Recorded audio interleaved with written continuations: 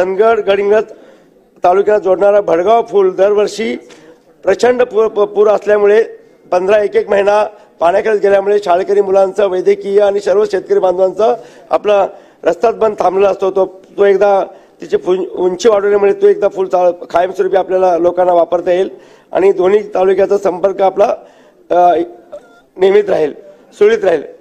आणि तसेच उंचगी धरणातून कालवे काढले तर दुष्काळी भागात पाणी मिळेल।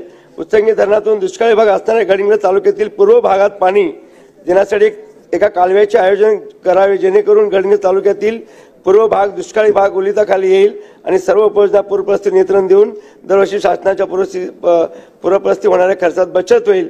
चंदगड आजरा गडिंग्लज तालुक्यात वारंवार येणाऱ्या पूरपरिस्थितीवर शासनाने योग्य ती उपाययोजना करून लवकरात लवकर निर्णय द्यावा आणि जनतेचा एक कायमस्वरूपी आशीर्वाद घ्यावा हीच विनंती करतो। जय हिंद, जय महाराष्ट्र।